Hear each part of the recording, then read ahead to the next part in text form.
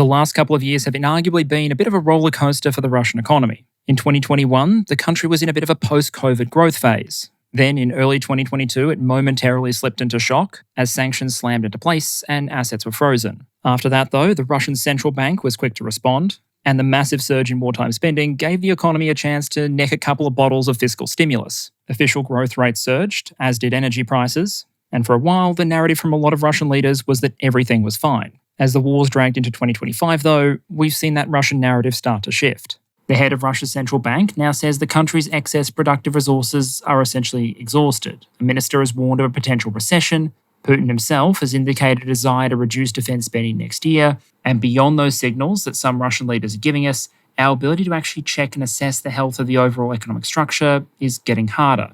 As we all know, it's usually not a great sign for a business or government when they start to classify more and more data. And Russia has been steadily closing the data door. Output figures for some oil products, classified. A bunch of demographic data, classified. An ever greater chunk of the government budget, you guessed it, classified. And that's really just the thin edge of the long list of data sets that have been scrubbed or discontinued. And so, with new sanctions being passed, smoking accidents becoming more common in the Russian shadow fleet, and Washington warning of potentially more pressure to come if the war doesn't end, I thought it was time to revisit the Russian war economy in 2025. Looking at the Russian budget and energy sector and how they're responding to economic and kinetic sanctions, challenges in the defense sector from labor inflation to the ongoing issue of corruption, and then on to the broader economy, GDP, inflation, unemployment, and who the big winners and losers have been in the Russian war economy so far. As you might expect, there have been some wealthy people in Russia who've been able to turn chaos into a ladder to multiply their fortunes, while others have been feeling the squeeze. Finally, we'll pivot to the so what. What does this mean for Russia's war effort, Russia's future as a major power, and what would it take to meaningfully shift the balance at the negotiating table? Before we jump into it though, quick word from a sponsor.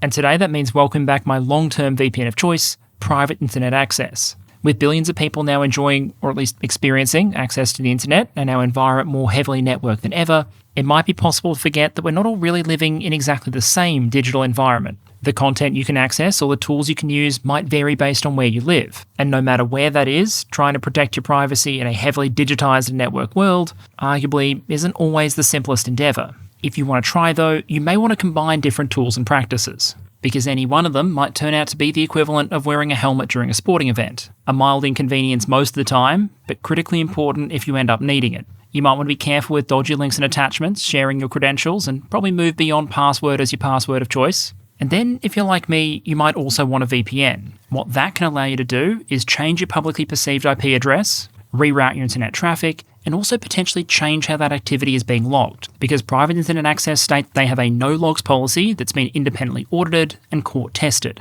They also provide a broad array of travel options, at least so far as your server location goes, with servers in more than 91 countries and 50 US states, with the product advertised as being available cross-platform, compatible with a range of streaming services, and with a single subscription allowing you to cover an unlimited number of devices. So if you're interested in grabbing the VPN I use, there'll be a link in the description offering an 83% discount on a 2-year subscription plus 4 bonus months, covered with a 30-day money-back guarantee. So with my thanks to PIA, let's get back to it.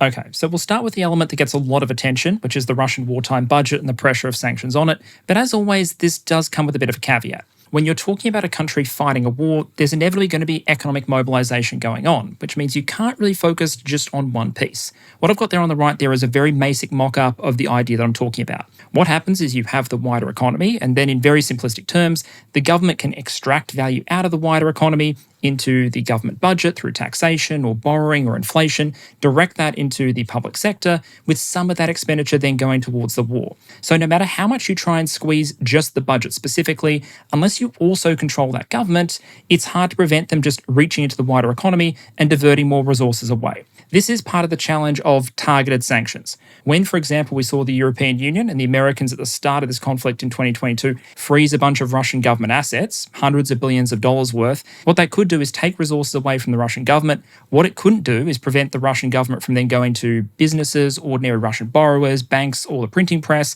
and trying to make up those losses from elsewhere in the economy. It's all well and good to say that you're trying to target the Russian war effort specifically, but you have to take account of the fact that Moscow always has the option to tap the rest of the economy that you don't want to go after in the process. Hence the decision today to try and talk about as much of the economy as possible. The more time that passes though, the harder it's becoming to do that confidently. At the start of the war, we had a lot of data coming out from the Russians. It may not have been the most reliable data in every case, but at least we had comments. Increasingly over time, more and more of that data has been shut down. And even where it is released, sometimes we've seen redefinitions happen which reduce the value of it. For example, one claim is if you look at poverty data over the course of the war in Ukraine, officially, poverty in Russia has fallen significantly. If you are looking for a list of the most efficient ways to remove poverty in a country as rapidly as possible, Russia has a great one for you, and that is you simply redefine the meaning of poverty. Reportedly, Russia moved away from a definition based on how much income you need to afford the basics, like food and shelter, and instead defined it as just a percentage of the median income. Anyone earning, I think, less than 43% of the median income in a given region was classified as being under the poverty line. That both essentially capped poverty, because you can never have more than 50% of the population earning less than the median income, but also it made a significant percentage of Russia's poor disappear essentially overnight with one statistical trick. This is not to say that the old measure or the new measure is necessarily the correct one, simply to say that the less data you have, the less able you are to check and determine whether you're looking at a real economic effect or someone simply changing the meaning on you. Generally speaking, it's incredibly easy to fake one data item. What's very difficult to do is fake all of the relevant data items in a way that is consistent across the board. And so the fewer items are released, the less reliable the overall set becomes. Caveats in place, let's get into it. Okay, so let's start with the big headline indicator, the Russian budget as it stands in mid-2025. And really, depending on the perspective you want to take here, this is very much a good news, bad news situation. From the Russian perspective, the good news is the headline deficit for this year is only meant to be about 1.75% of Russia's GDP. If you look at that in global terms, there are plenty of countries that aren't in the middle of a war who are also running deficits roughly equivalent to or higher than that. Plus, the Russian central government's overall debt level is relatively low by global standards, so overall, this gives a lot of signs of sustainability. But of course, if you turn it around, there are a couple of nuances on the bad news side. For one, a lot has to be done in order to hold the budget in that position. Since 2022, we've seen the Russian government embrace a number of techniques in order to prop up its overall fiscal position. There's been a significant increase in taxes across the economy of corporations and individuals. There's been an attempt to push out and externalize costs, wherein instead of the central government paying for an element of the war, that's pushed out either to banks or corporations or regional governments. We'll talk about all those a little bit later on. But a good example here might be something like recruitment bonuses. The Russian central government does pay a recruitment bonus when individuals sign on to join the Russian army, but the individual regional governments also pay their own bonuses that are often significantly higher, come out of their budgets, and so don't appear in the central government deficit. And there have also absolutely been cases where reforms or redefinitions, either before or during the war, might serve to reduce short-term pressures on the Russian budget. For example, a big area of expenditure for the Russian central government, as it is in many economies, is the aged care pension. Russia has a rapidly aging population, and the pension is a significant element of central government expenditure. Yet, in 2025, basically no Russian should go onto that pension, because a number of years ago, Russia changed the retirement age, meaning that under the old rules, if you would previously have retired in 2021, you instead got to retire in 2024, and if under the old rules you could have retired in 2022, that got pushed back to 2026.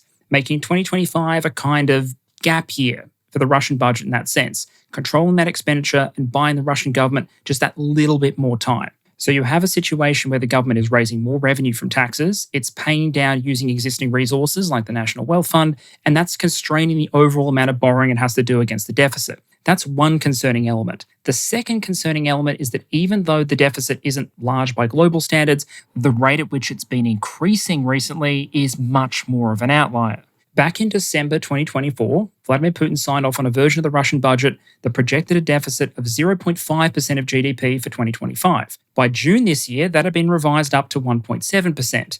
And a month later, we found out that Russia had hit that 1.7% target in basically the first half of the year. So you've more than tripled the target over the course of a couple of months and then almost immediately hit it in half the time allotted. So the concern here from a Russian perspective might not be the headline deficit itself, but rather just how quickly the situation is getting worse.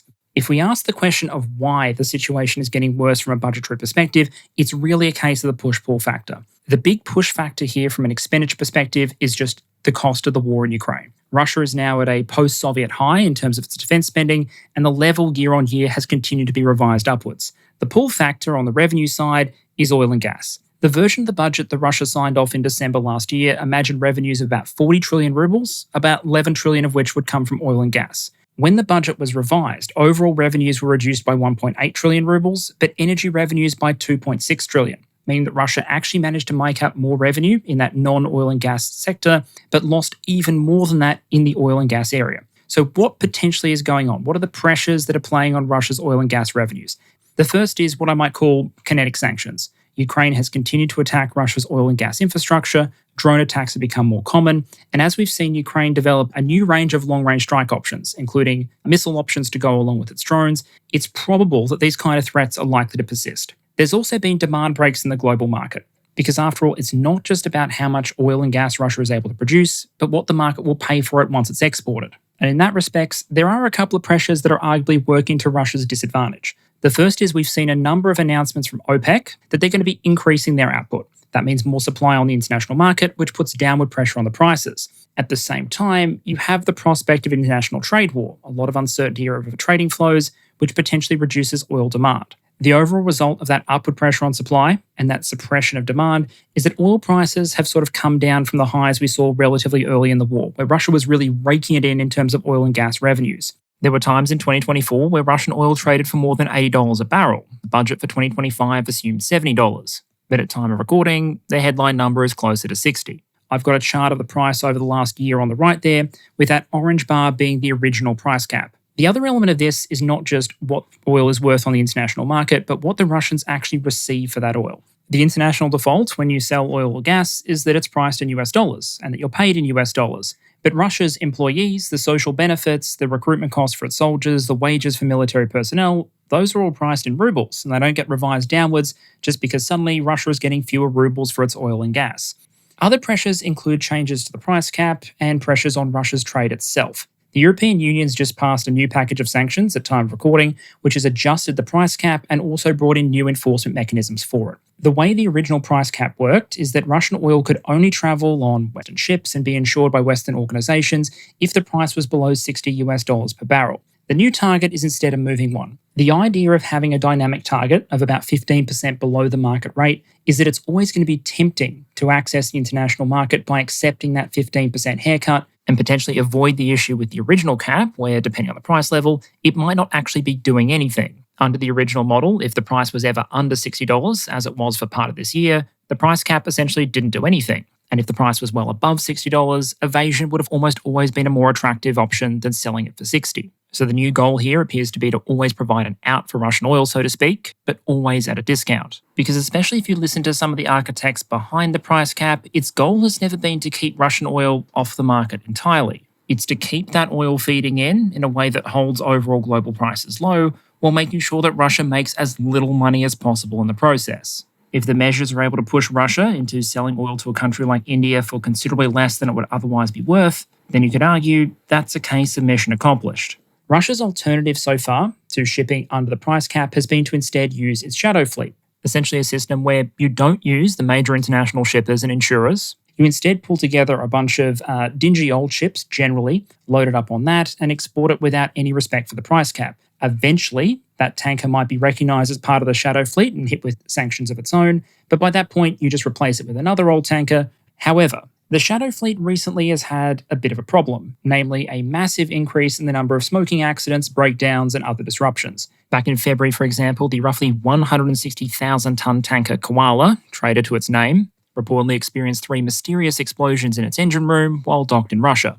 Reportedly, no damage was done to the tanks, carrying approximately 130,000 tons of oil, but the ship's mobility was reduced to essentially zero. Kind of appropriate, given its chosen namesake. And over the first half of 2025, it's reportedly not just the Koala, but about half a dozen ships that have suffered various suspicious accidents or incidents. The broad MO in each of these cases appears to be not an effort to sink the tankers, which would obviously cause a potential diplomatic and environmental incident if it's a tanker carrying a lot of oil, but things that greatly inconvenience the trade or disable the underlying vessel. Explosions in the engine spaces, impacts on the rudder or the ability of the ship to navigate. Things that would cause the vessel to be out of action for some time, need to go in for repairs, and generally not be suitable for the goal of shipping Russian oil abroad. What that means not just is that you have disruption of the trade, but also that you're imposing additional cost on whoever is insuring these vessels. Remember, they're not going to be insured by Western companies if they're part of the shadow fleet trading above the price cap, which means one of two things. Either they're traveling uninsured,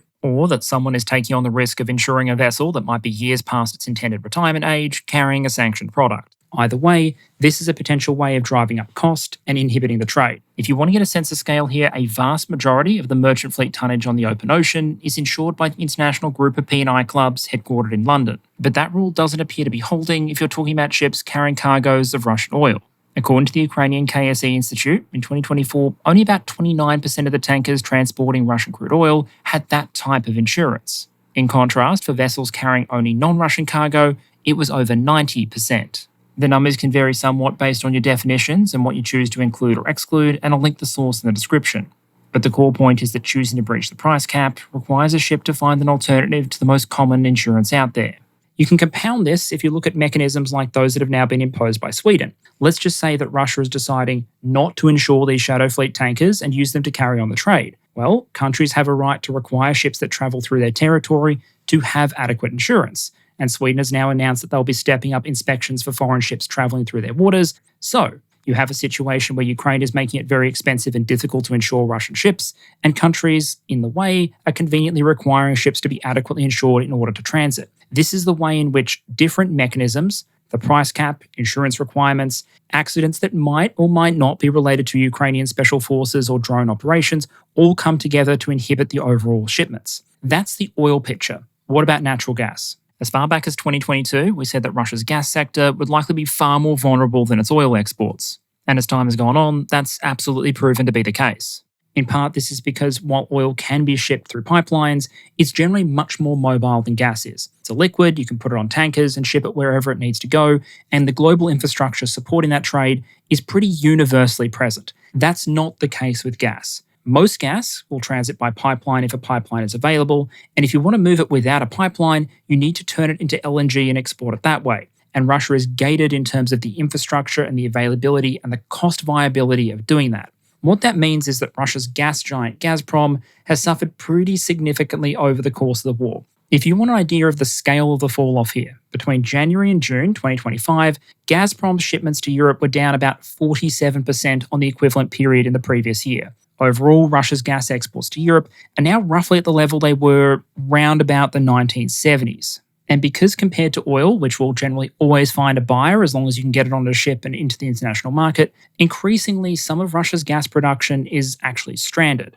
Reportedly, for example, Gazprom produced about 416 billion cubic meters of gas in 2024 and sold 355. For those of you who've mastered the advanced mathematical process known as subtraction, that leaves about 60 billion cubic meters of gas unused and unsold, equivalent to roughly the entire annual output of the UAE. That is gas that Russia has paid to produce and now has to pay to store or burn off because they can't get it to a buyer. If you're looking for the why of the situation, it's multifaceted. It's different mechanisms working together.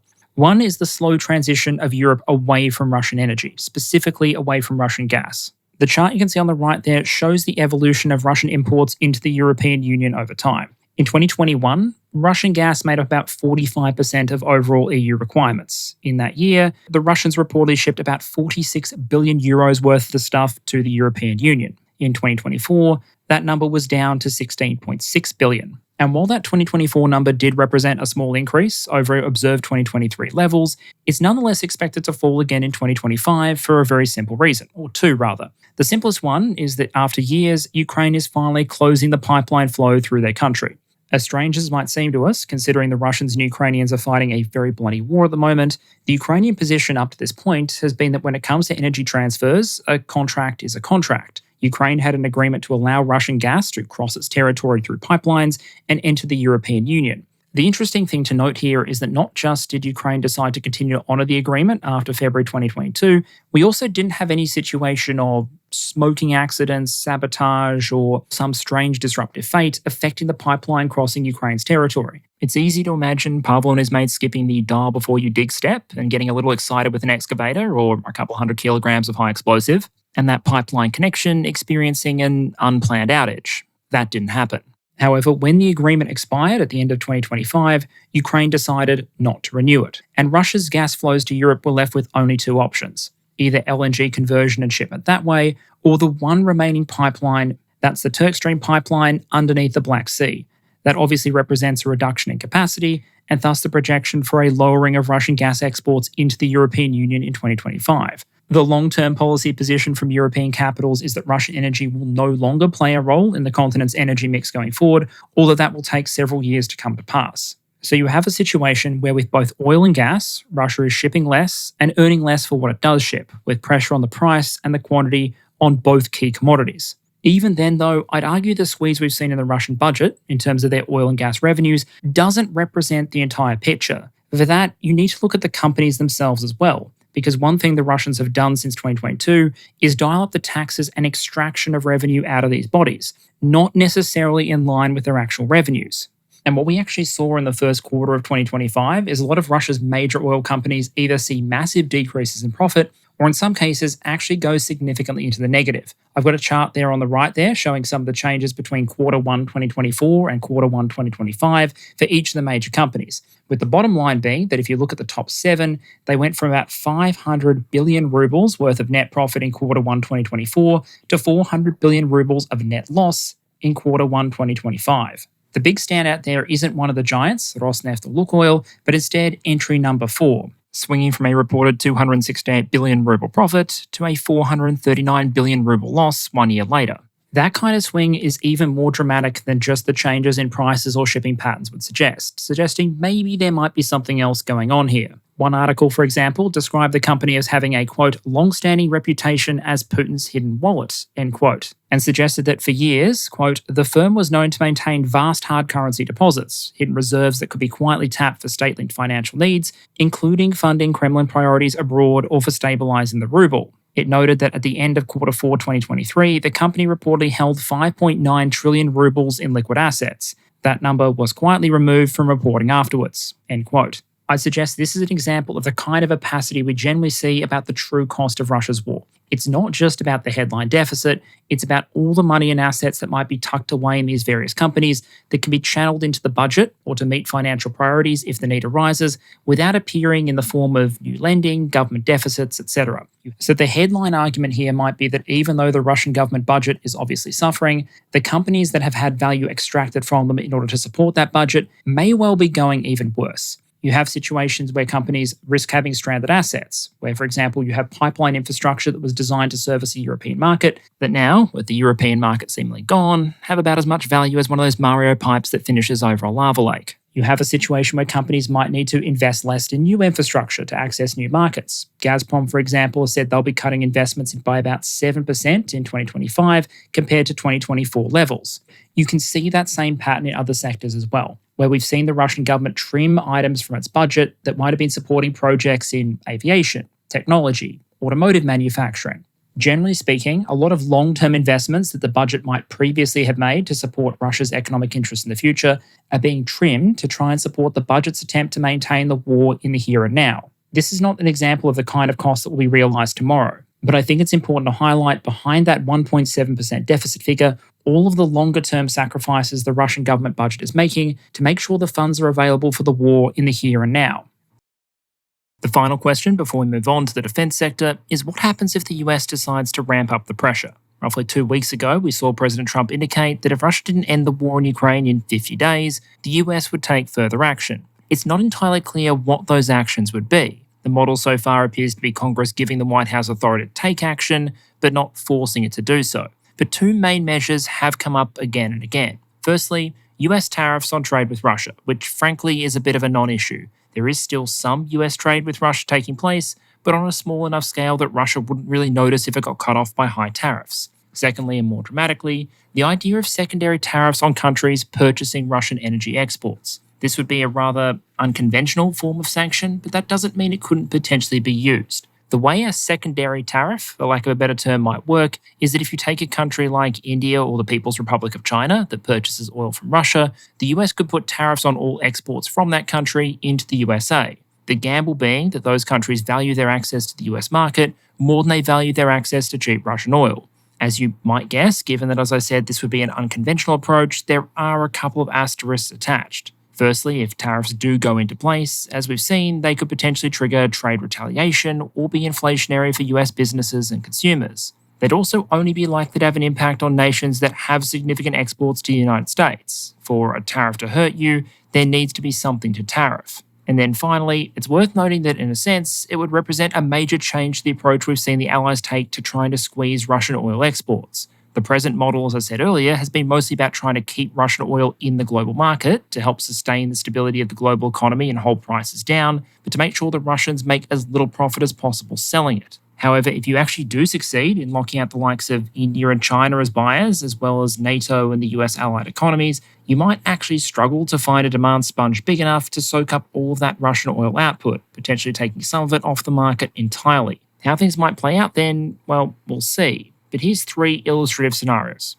Number 1, nothing happens. The 50-day timeline comes and goes. Russia finds a way to stave off further action of this kind, perhaps by engaging in performative negotiations without actually stopping the war, and we continue more or less as we have. That's the assumption for the rest of this video, because if things do change in a big way, all of our modelling so far will have to change and probably necessitate its own future episode. Scenario 2, Russian oil gets squeezed without some supporting action on the supply side. So you get a bunch of oil exiting the market because countries can no longer buy it for fear of losing access to the US market, which hurts Russia, but expect to see higher prices per barrel and significant downward pressures on the global economy. Oil is pretty centric to a lot of economic activity, so if the price does spike, expect a lot of economies, especially those with less buying power and high dependence on imports, to potentially really feel it. Scenario 3 is a bit different, and it would require coordinated action. It's a world where Russian oil gets pushed out of the market, but at the same time, there's an effort to increase the amount of oil coming onto the market from other countries to try and keep prices more stable. Basically, an attempt to grab Russian market share on a significant scale. Replacing an exporter as large as Russia, though, is mathematically very difficult. But on paper, with the maximum effort across the board, you could potentially get at least most of the way there eventually. OPEC's spare capacity, for example, is generally assessed to be very roughly about 5 million barrels per day, 3 million of that in Saudi Arabia. For scale, in late 2023, Russia was producing north of 9 million barrels per day and exporting a majority of that, meaning you'd still probably want to find millions of extra barrels even beyond that OPEC figure somewhere, but that would be the core of a true worst-case scenario for Russia, one where it lost a significant chunk of its international oil market share without the price going on a mission to the moon. But even hypothetically, that only really works if all other major producers are willing to plant a knife in the spine of the Russian economy and all of the other associated complications can be smoothed over, like refineries worldwide adapting to the sudden and dramatic shift in the blends of oil that are now available. The core point is that for now, the US has sent signals about going after Russian energy revenues, but we're not at the pointy end yet. And so until then, the primary constraints are still the price cap, European and allied policies, and the accidents and mishaps in the shadow fleet that I'm sure have nothing at all to do with Ukrainian intelligence. Barring one of those more dramatic scenarios coming to pass in the near to medium term, the assumption should probably be that Russia has the funding necessary to support the defense budgets they've currently laid out, at least in the near to medium term. Which brings us to that question of Russian defense spending, its sustainability, and a couple of caveats around it. The headline defense budget for Russia has been pushed up again and again to what is now a clear post-Soviet high. Most estimates now are in roughly the 6 to 7% of GDP range, not including a range of defense supporting or adjacent expenditure that tends to get hidden elsewhere. That represents a significant shift from pre-2022 levels, as we've discussed in the past, but it doesn't represent a full picture of either the holistic economic cost or the output from that spending. The headline increase skips over the massive dependence Russia has had, for example, on reserves of old equipment to enable it to get the output it has for the expenditure it has. But suffice to say that after more than 3 years of war, some of those reserves are looking more than a little dire, and Russian usage of armoured vehicles at the front line is noticeably more limited than it's been during similar campaign seasons in previous years. It also misses cases where some of the cost of defence output necessary to fight the war might be pushed from the government budget onto defence enterprises. It's important to understand that when it comes to the military-industrial complex, Russia is very much a country of great entrepreneurial instinct and creativity. And a key strategic imperative for that creativity is to try and run the military as cost-efficiently as possible. In that respect, Russia's military purchasing power parity advantage over countries like the United States has probably narrowed since 2021. Australian academic Professor Peter Robertson estimated Russia's military purchasing power multiplier in 2021 at about 3.24, and in 2024, 2.76. But that still suggests that Moscow is getting far more bang for its buck when it comes to defense spending than the United States does. And one potential way to do that is to buy stuff for less than it's worth. That may not be the case at the top level. Rostec reported a profit in 2024 after all, but there are probably pockets of Russian industry that are getting a bit of a shakedown. What that potentially does, though, is place great pressure on the supply chain. After all, if you're a company that manufactures tanks, there's really only one buyer in the game, especially since you need an export permit to send it out of the country, and during a war, those might not be forthcoming. Reportedly, back in 2021, for example, it cost the Russian government a bit less than 1 billion rubles to purchase a Kamel-52 attack helicopter, but the cost to the company to actually manufacture it was closer to 1.2 billion. That means that each Ka-52 produced generated a loss for the company in question, which, remember, is a state-owned company. That approach hasn't ended just because the war's on. If you thought it was impossible to find a way to go bankrupt producing military equipment while war is on, obviously you don't have any experience operating a business in Russia. Reportedly, for example, a major electronics manufacturer ran into significant financial difficulties. After complaining, as well as high debt loads, it was dealing with unprofitable government contracts. To quote one of the company officials in question, the Defense Ministry demands the lowest possible cost be factored into pricing, and its representatives often abuse this leverage, which ultimately leads to financial losses for producers, end quote. Of course, then you might then be tempted to say, why don't these companies just not take up the MOD on its offers if they're going to be selling at a loss? But as I think you can probably imagine, in a lot of cases, this might be a bit of an offer you can't refuse scenario. The problem, of course, is that Russia obviously still wants that defense production, even if it's not necessarily willing to pay for it out of the defense budget, which means that in some cases, you might start to see a bit of a financial shell game start to play out. A really simplistic version of it might go something like this. The Russian government wants to keep the defense budget down, so it underpays defense manufacturers or supporting industries for the products that the defense ministry is buying. That pushes those companies into limited or no profitability, meaning eventually they have to go borrowing to make up the difference, to secure necessary investments, or to pay their staff. That's not necessarily financially sustainable, so eventually the Russian government might turn around to the banks and say, hey, you guys need to offer those guys some preferential loans so they can stay in business, or potentially write off some of their debts to make sure that they stay in business supplying the war effort. The problem is that means those banks are now writing off debt or issuing loans at below market interest rates, meaning they potentially need a bailout from the government eventually in turn. In some cases, the very thing that makes this entire process work is the same thing that arguably makes it financially pointless, except from an appearances point of view. You might have the government budget cheaping out on paying a government-owned weapons manufacturer, so it has to be supported by a government-controlled bank, which later needs to be supported or bailed out by the government budget. It's not really robbing Peter to pay Paul so much as robbing Ivan to pay Ivan. The core point is there's a lot more going on here than just that headline defense budget would suggest. Another issue worth noting, along with that kind of shadow defense spending, as you might call it, is the issue of when funding is allocated to defense purposes, but ultimately doesn't get used for defense purposes. Both Russia and Ukraine historically are countries that have seriously struggled with corruption, and while the war has brought a renewed focus on it in both cases, that doesn't mean they've escaped it. In Ukraine, we're currently seeing significant backlash against the recent decision by the government to curtail the independence of the country's main anti-corruption investigator, NABU, and international and domestic blowback appears to have already forced a bit of a walkback from the Ukrainian government, with the promise now being that new measures will be introduced to preserve the independence of those organisations. And in Russia's case since February 2022, we've seen a number of high-profile arrests which indicate the extent to which corruption is still a significant challenge for the Russian war effort. For example, the chap you can see on the right there is former Deputy Defense Minister of the Russian Federation, Timur Ivanov. The woman on the right, his former wife, Svetlana. In his role as Deputy Defense Minister, Ivanov was responsible for many of the construction projects for the Russian Defense Ministry. And given some of his entrepreneurial talents and proclivity for financial alchemy, you can see why he might have gotten the job.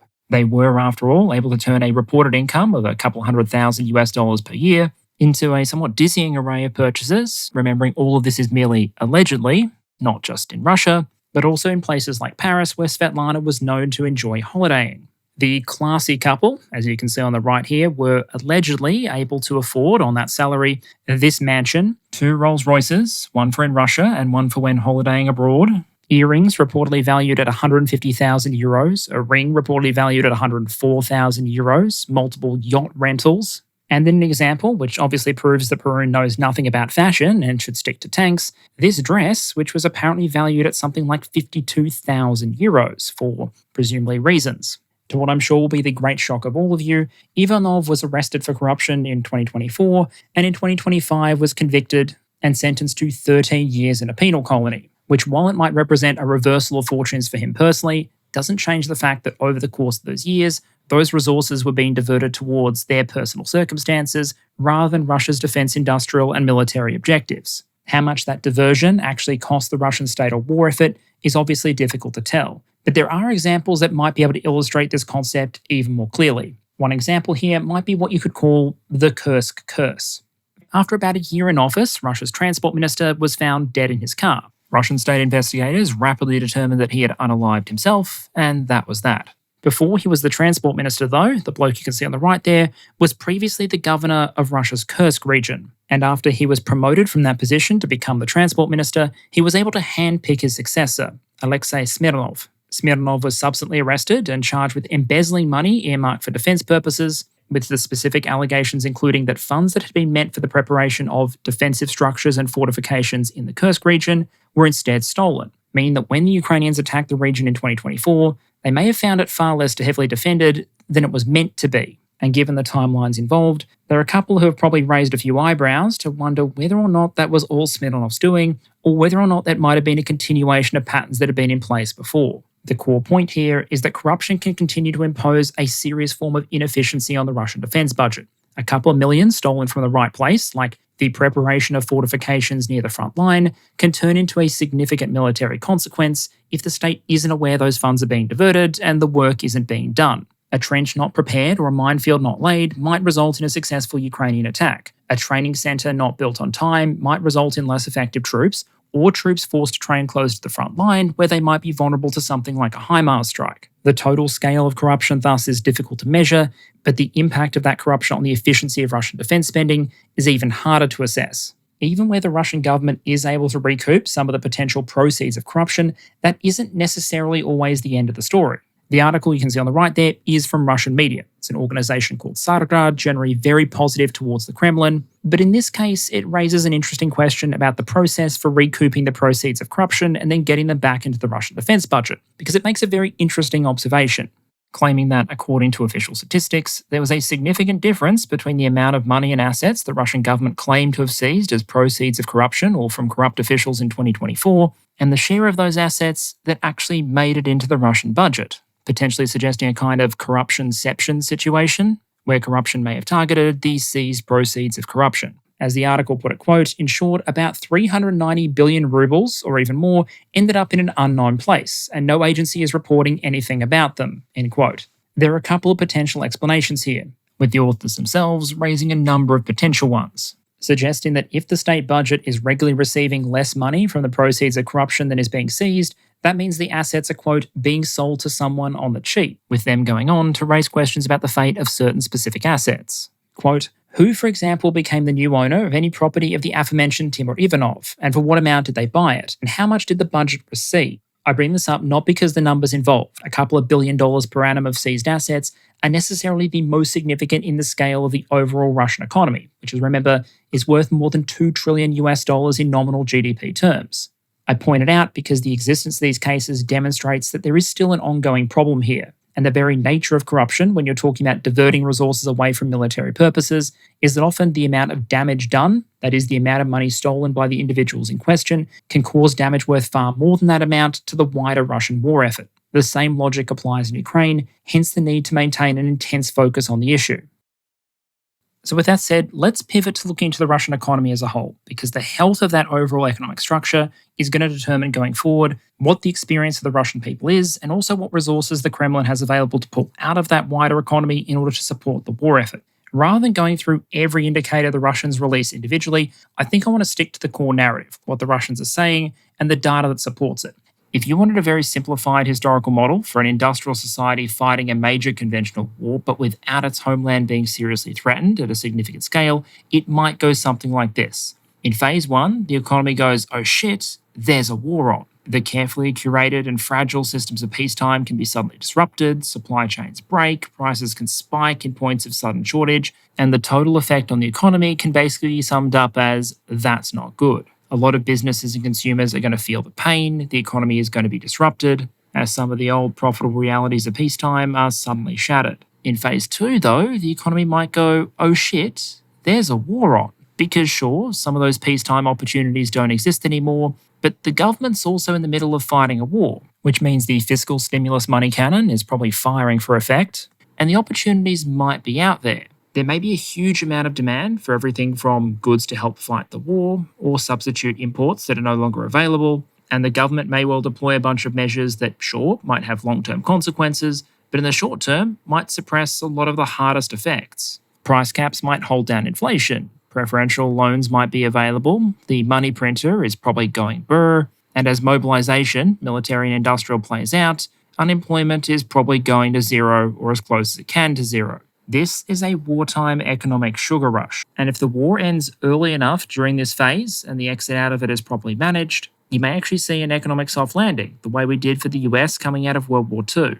Of course, all of those short-term measures have consequences, and the government can't continue printing, borrowing money, suppressing prices, and restricting economic flows forever without consequence. And so if a war drags on long enough, you might enter phase 3. Oh shit, there's still a war on. The barrage of wartime spending stops getting the same results it previously did, resources slowly begin to exhaust, and concern may start to grow about how the government is going to put all the pieces back together once the bill comes due when this is all over. That doesn't mean the economy loses its ability to fight the war in the short term, but it does mean the economic prospects during and after the war might start to darken. If you take that deliberately oversimplified three-phase model and apply it to Russia and the war in Ukraine, you might see a couple of parallels and evidence of a steady movement towards Act 3.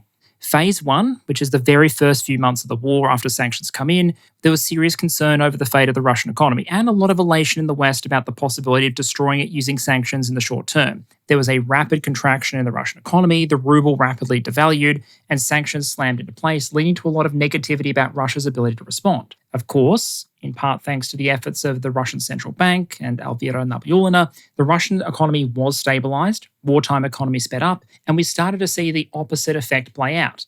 A few hard shots of wartime spending straight into the veins, and GDP growth was back on. I'd argue that then was phase 2. But as any coffee or energy drink appreciator would know, the rush can't last forever. Eventually, a collapse or a slowdown is inevitable, and the only question when it comes to economics is just how rapid and how destructive that slowdown will be. The narrative we're seeing now from Russian officials mirrors that idea that we're moving into a slowdown period. As the head of the Russian central bank, Elvira Nabiullina, recently put it, quote, "We experienced fairly high growth for 2 years because unused resources were engaged," basically suggesting that Russia had unused productive capacity, unused labour, capital, wealth reserves, etc., that weren't being fully utilised, but suddenly, because of the demand of the war, they suddenly could be, sending the economy into overdrive. However, she then went on to say, quote, "Now we must understand that many of these resources are truly exhausted." And she isn't an outlier in this regard. We've seen the same statements, somewhat uncharacteristically, from some Russian ministers as well. The Minister of Economic Development reportedly said, for example, quote, "Based on current business sentiment, it seems to me that we are on the brink of transitioning into a recession." And some of the narrative from figures as high up as Putin has transitioned from how well the Russian economy is doing and growing in spite of sanctions to the question of how to eventually provide a soft landing for it. If you want an idea of what the official Russian data suggests is happening here, it's a massive slowdown in the growth rate. In the first half of 2024, officially, Russia grew by 4.5%. For the first half of 2025, that number is down to 1.4%, despite the fact the war is still ongoing, defense spending continues to increase, and the budget deficit continues to widen. Normally, you would expect, as a government increases its fiscal deficit, pumps more and more money into the economy, all else being equal, that should generate more economic growth. The situation we're now observing in Russia, according to the official statistics, is that more money is being spent, but the rate of economic growth is slowing regardless. At the same time, other macroeconomic indicators aren't exactly where the Russian central bank would like them to be. Inflation varies depending on how you choose to measure it, but it's still well above, officially, the Russian central bank's target rate. The bank has been able to reduce the official interest rate, but only to 18%. Russian 10-year bonds are still yielding about 14% at time of recording, and your average Russian mortgagee might be paying a rate that could be equivalent to a credit card in the United States or many European countries. A situation where you have stubborn continuing inflation with high interest rates and slowing economic growth despite high levels of government spending is hardly an economic ideal. And what it suggests, generally speaking, is some kind of productive bottleneck in the economy, that you have, in a very oversimplified way, too much money attempting to chase too little productive capacity. In that respect, there are a number of potential constraints weighing on the Russian economy, but the biggest one, according to the Russians themselves, is probably Russians, or the shortage thereof.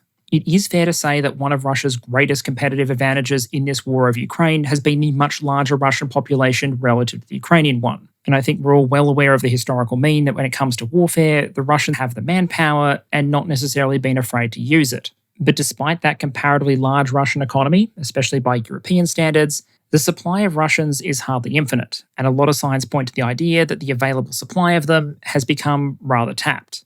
Realistically, you'd probably never expect to see true 0% unemployment outside of some very niche cases, like intense statistical creativity or slavery. And 2.2% would be broadly consistent with a situation where just about all the productive human capital available is being utilised. Officially, that's pretty much where Russia is now. Some of that might be as a result of labour contraction, individuals leaving the country since February 2022, but a serious driver has been the continued extraction of men out of the labour force and into the military or military-industrial force. Semi-officially, the deputy head of Russia's Security Council and the country's former president, Dmitry Medvedev, claims that the Russian army recruited about 210,000 contract soldiers in the first half of 2025, very roughly a 10% increase on his claim of 190,000 for the same period last year. As a general rule, Medvedev's estimates have tended to be a bit higher than estimates generated by foreign intelligence organizations or based on Russian budget figures for things like payments of recruitment bonuses to new Russian troops. But the numbers aren't different enough to take away from the core point, that at the time of a labour shortage, tens of thousands of Russians per month are being extracted out of the wider economy and sent to Ukraine. In order to sustain those numbers, though, personnel have to be attracted from somewhere. That's generally been accomplished, as we've established previously, by paying higher and higher recruitment bonuses and salaries relative to the civilian economy to help attract those people out of the civilian economy. To give an illustration of just how significant the change has been, even within the defence industrial sector, let's look at the giant in the room when it comes to Russia's defence production, the state-owned Rostec, which produces about 80% of the weapon systems Russia uses in Ukraine. Back in 2021, Bloomberg put the average salary of a Rostec employee at about 61,000 rubles. Cut to a couple of years of wartime spending later, and Sergei Chemezov, the head of Rostec, reported to Putin that this number has increased slightly, saying that, quote, "We offer a very employee-friendly environment and have recently increased salaries to reach an average of about 107,000 rubles, which is a good pay level," end quote. At present market exchange rates, that's about $16,000 per year at time of recording. Not just is it a good pay level, especially compared to where it used to be, it's also a 75% increase on the old 2021 figure.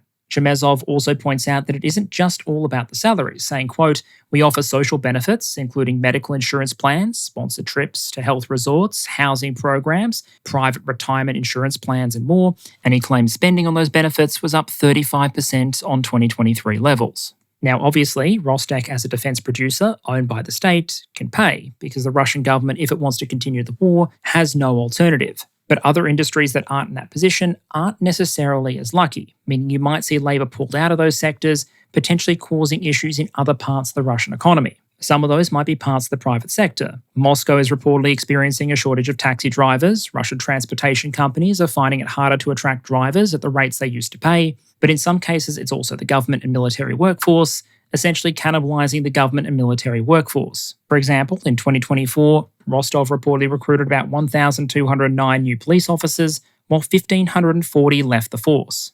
According to one analyst, the average signing bonus across Russia for new military recruits currently stands at about 1.4 million rubles, roughly $15,500. In total, that costs the Russian central and regional governments about $22 million a day just paying for those recruitment bonuses. Just that 1.4 million ruble signing bonus, to say nothing of the regular pay and potential payouts, is roughly equivalent to about 4 years regular pay for a new Rostov policeman earning 30,000 rubles a month. That increasing discrepancy between the salaries being paid in the military and the defence industrial base and the rest of the wider Russian economy creates at least two issues. The first, from a Russian government perspective, is that if you want to maintain broader public services over the longer term, do you increase salaries and conditions in those areas to compete with military recruitment? If you do, you may be able to stabilise those services, have enough policemen, enough firemen, enough people working in the transportation sector, but you're going to place additional strain on central and regional budgets and also potentially undermine the reason you're doing this in the first place, which is to attract more individuals into the military. If you don't have a massive discrepancy between, for example, the military and the police force, you run the risk that people will conclude that they'd rather be cops after all. Considering the, shall we say, negative correlation with individual life expectancy, is far less extreme than it is in frontline service in Ukraine, essentially meaning you could argue the government is bidding against itself and it has to, on an ongoing basis, decide which part of its interest is going to lose. Because labour is ultimately a limited resource, and if there's an overall shortage, that shortage has to manifest somewhere. The other element, on a more personal level for Russians, is that this massive discrepancy in salaries and the way the economy has behaved since 2022 has arguably created large cohorts of winners and losers. And that observation, that this isn't just one economy with one story, but a bunch of different stories rolled together, applies whether you're talking about a macro scale, about industries, or different parts of the population. If, for example, you're a business who operates in the military-industrial sector, you're probably doing okay, occasional unprofitable contract aside. Rostec, for example, is the giant of the Russian defense industrial sphere, and they reported an increase in profits in 2024 compared to 2023. If you're a business that isn't producing military equipment or supporting Russia's war effort, however, you might not have the same protection, the same priority, or the same economic circumstances. A big example here is Russia's civilian vehicle industry. It's been reported, for example, that from August this year, a major Russian automotive manufacturer, Gaz, will be switching over to a 4-day work week due to a lack of demand for its vehicles. Truck sales are reportedly down 40%, bus sales down 60%, with the business leadership, according to Russian media, pinning a lot of the blame on those high interest rates. Remember, have to exist in order to control inflation against the backdrop of all that military spending. Gaz is far from alone in that experience. Kamaz, which manufactures both trucks for the Russian military and for the civilian sector, has also reported that from August, they'll be swapping over to a 4-day work week as well. In their case, the potential culprits of the cutback are again likely to be interest rates and a shrinking in the civilian heavy vehicle market. One report from Russian media is down about 60%. The coal sector is another one, which is struggling with profitability, and it's been reported the Russian government's preparing a roughly $800 million support package to bail out the sector. If you look between the lines of that support package, though, some of it again amounts essentially to can kicking. For example, deferring mineral extraction tax payments and insurance contributions until later this year. That doesn't mean the underlying economic problem, that it's hard to profitably run the Russian coal sector under this kind of environment, go away. It just potentially makes it go away for now, at the expense of making it harder to deal with later. But while some businesses and their owners are very much struggling in Russia, others have made the most of the economic circumstances. According to one report, which you'll find linked in the description, despite a number of Russian billionaires renouncing their citizenship since February 2022, Russia actually has more billionaires now than it did before the full-scale invasion of Ukraine. Those major beneficiaries tend to fall into a couple of categories. There are those who have gained from taking over foreign assets when foreign companies pulled out of Russia, potentially grabbing them at fire sale prices as foreign partners went for or were shown the door. One example given is a Russian billionaire who was able to take over the assets of Canada's King Cross Gold in the country after that company pulled out. The big advantage here is a discrepancy in value. For a foreign business partner that can no longer operate in Russia, their assets are essentially worthless, so getting pennies on the dollar actually represents a decent deal for them. But for the Russians who take them over, can then operate those, they're worth far more than is being paid in many cases. Another clear category of winner have been those operating in the import substitution space or filling the voids left by foreign companies pulling out. And so if you were in a business where previously you were struggling against foreign competition, and now suddenly all that foreign competition has been taken away or at least severely curtailed, it's perhaps not surprising that the chaos of war can become a ladder to increase corporate and personal wealth. The big picture here is that you could essentially argue there isn't a Russian economy at this point. There are at least two. The industries and segments that are in a position to benefit from wartime demand and wartime spending, and the rest of the civilian economy that has to deal with elevated interest rates, sanctions, challenging business conditions, and is in many cases showing the pain for it. And that essential dichotomy arguably doesn't just apply to billionaires or businesses, but ordinary Russian workers as well. If you are a worker in the defense industrial sector and have seen a massive increase in your salary since 2022, you might be in a better socioeconomic circumstance now than you were just a couple of years ago. But if you haven't seen your household income spike to keep up with interest rates and inflation, it might be a different story. And we can see evidence in the data of Russians who might be experiencing greater levels of economic pain. As you can see from the chart on the right there, the value of mortgages that are more than 90-day overdue have been spiking sharply. And there's also been a reported rise in wage arrears, wages that aren't being paid to workers on time. And even the experience of inflation in Russia can depend very much on who and where you are. According to Russian data, for example, as of April 2025, your average Russian now spends about 35% of their income on food, 6 percentage points more than they did in April 2024. As so often seems to be the case with these kind of things, the less well off you are in Russia, the more this type of inflation might be hurting. But it's important to remember there is all the difference in the world between economic discomfort, both for individuals and businesses, and any kind of threat of economic collapse. And the Russian government still has plenty of tools available if it chooses to intervene to avoid a situation in any particular sector becoming critical. The core challenge is that those solutions are seldom permanent and often amount to an economic shell game. Inflation is damaging the economy, so you hike interest rates, which makes businesses unprofitable. You then potentially offset that by forcing banks to provide preferential loans or restructure debts, but that then potentially poses a threat to the profitability and stability of those banks. And surprise, surprise, we're now seeing reports that some Russian banks are considering appealing to the central bank and the Russian government for support as potentially bad or disadvantageous loans pile up on their books, and it looks more and more like some might potentially need a government bailout. So the core question, I'd argue, isn't whether or not the Russian economic situation is getting worse. By their own admission, it very clearly is. It's how well and for how long that process can be managed and what that consequently means for the war in Ukraine. And this challenge of trying to manage the slowdown of the Russian economy and set better boundaries around what industries are protected and to what extent isn't just my supposition based on the data we're seeing. It's something we're hearing Vladimir Putin himself talk about. Back in May, TASS carried a report quoting Putin talking about the need to make hard choices, essentially, when it came to which businesses should receive subsidized loans and support, with the priority, unsurprisingly, going to businesses that were considered vital for Russia and its economy. Putin reportedly said, quote, "This is obvious, but of course, this primarily includes such large companies on which the stability of the entire economy depends," end quote, which to me likely suggests that if you're Rostec, you're probably going to be fine, and if you're a small family business, I hope you're ready to make an economic sacrifice for the wider war effort. The language now being used around the economy might be familiar to those of you in the United States or Europe, that of a soft landing, where the goal is to carefully manage essentially the process of growth slowing down without it slowing down too much and ending up in an uncontrolled recession. The challenge for Russian economic decision makers going forward is that the different imperatives they're facing arguably all call for pulling economic levers in different directions. Winning the war probably demands more spending, but bringing down inflation would benefit from less. The civilian economy really wants lower interest rates, but inflation is currently nowhere near the target range, and high interest rates are one of the mechanisms for getting it back there. How exactly the Russian government chooses to try and navigate that process in the second half of this year and going into 2026 is one of the big time will tell moments of this war. But from the point of view of the here and now, I think it's worth zooming out and looking at this at a big picture level.